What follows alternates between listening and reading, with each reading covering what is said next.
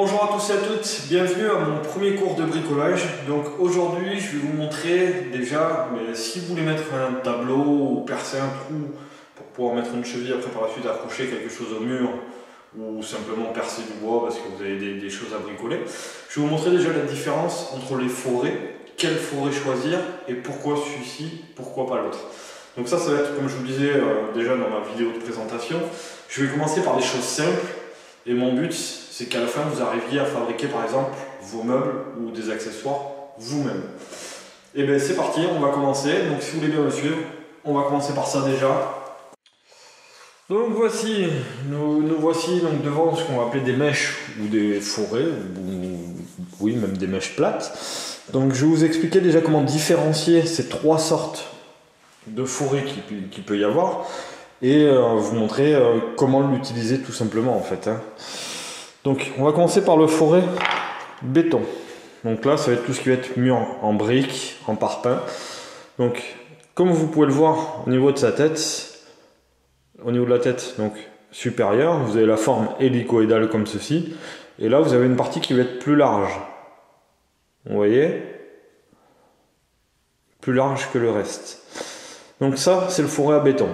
Donc ça c'est ce qui va vous servir donc pour pouvoir percer tout ce qui est briques, on va dire mur un peu dur. Alors ça c'est un forêt normal que vous allez mettre sur votre visseuse ou sur votre perceuse. Si vous avez une perceuse, il faudra la mettre en mode percussion, vous avez le petit marteau dessiné dessus, ça sera beaucoup plus facile. Et après il existe donc d'autres forêts béton, mais là la différence c'est que au niveau du bas, donc c'est pareil, vous avez la même tête exactement. Au niveau du bas ici, vous avez des encoches. C'est ce qu'on appelle un forêt SDS. SDS, donc c'est le système d'emboîtement qui va vous permettre, généralement sur un perforateur, vous l'emboîtez dedans et ça va donner des à-coups comme ça pour pouvoir percer et en tournant aussi. Donc ça va être tout ce qui va être mur plein, un peu dur, parpaing, briques, etc. Ensuite, vous avez une autre sorte de forêt. Donc ça, c'est ce qu'on appelle le forêt bois, pour le bois. Donc vous pouvez le repérer par rapport à sa petite pointe que vous avez sur le dessus. Voilà, juste là. Voilà. Donc ça va vous permettre de percer ou faire des trous tout simplement dans le bois. Donc si vous avez des petits trous à faire, vous pouvez prendre ce genre de forêt. Si jamais vous avez des trous un peu plus importants à faire, il y a ce qu'on appelle des mèches plates. Celles-ci sont faites pour le bois aussi. Tac. Et uniquement pour le bois. Ou après vous pouvez faire aussi un peu sur le plâtre, mais tout ce qui va être matériau on va dire tendre. Donc voilà, ça. Et après le dernier forêt que vous avez, c'est le forêt métal.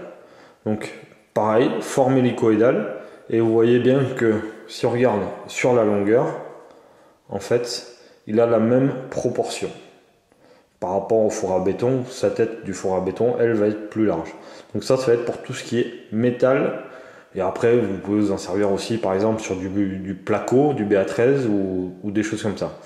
Mais de toute façon, je vais vous montrer tout ça.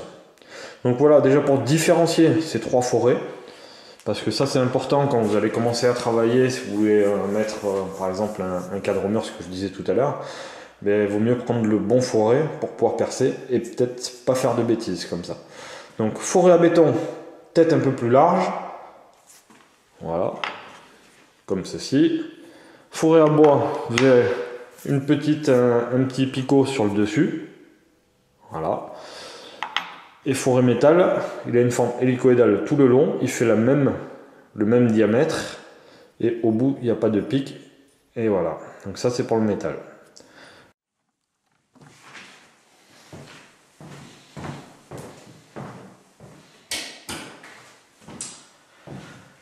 Alors, j'espère que cette première vidéo vous a plu, vous permettra d'identifier quelle forêt ou quelle mèche plate il faut pour pouvoir percer vos matériaux. Dans une de mes prochaines vidéos, je vous montrerai quelle cheville mettre, pareil pour quel type de matériaux. Je vous dis à bientôt pour une nouvelle vidéo. N'hésitez pas à vous abonner, mettre j'aime si vous aimez. N'hésitez pas aussi à laisser des commentaires. Et j'ai une autre chaîne aussi, donc voilà ce que je disais dans ma vidéo de présentation sur la motoculture, sur les outils de jardinage, généralement à moteur.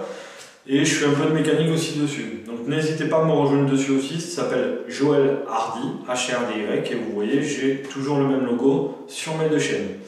Alors je vous dis à très bientôt pour de nouvelles vidéos. N'hésitez pas à mettre j'aime. Merci à vous tous d'être venus. À bientôt. Ciao.